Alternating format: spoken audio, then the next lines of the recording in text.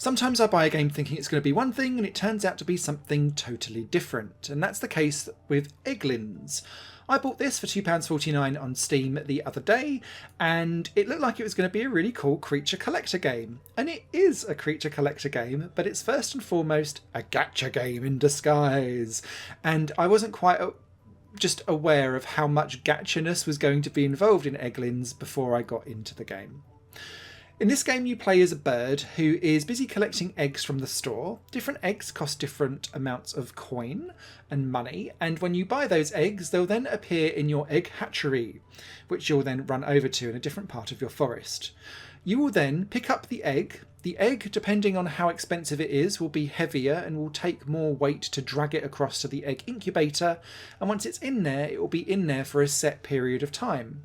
You can then try and reduce down that time by collecting different weeds that will then knock a second off every time that you collect a weed. But once that egg is then hatched, you can then choose whether or not to release it out into the wild and therefore fulfill certain quests and objectives that you're trying to clear by releasing certain creatures out back into the wild. Or you can move them into your shelter. And your shelter, which can be expanded upon over time, will then add additional stats to your farm. So it might mean that the amount of time to incubate an egg to make it hatch will reduce. Or it could be that the speed that you can walk on carrying heavy eggs increases. Or it could be that you earn passive coin and money in the background. Spoiler alert, go for that.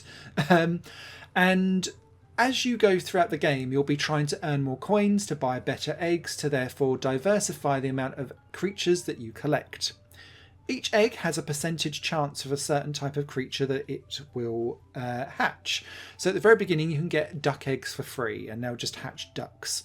But every once in a while you might get a golden shiny version of a duck, and each creature has a shiny version of itself.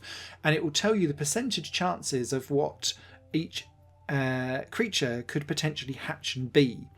And so you end up playing a percentage chance game.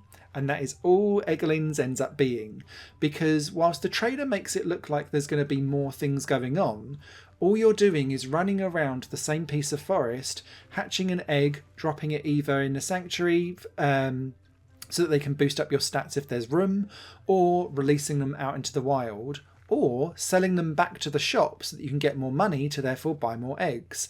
And all you're doing is running back and forth between the same couple of things, carrying eggs back and forth very slowly. This got incredibly dull for me very quickly because I thought there was going to be more.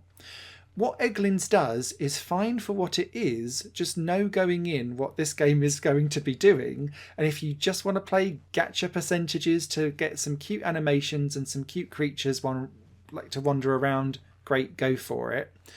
That wasn't what I was hoping Egglings was going to be. So this is a misjudgment from my perspective, and I just wanted to do this review to kind of go, hey, I did this, someone else might do this too.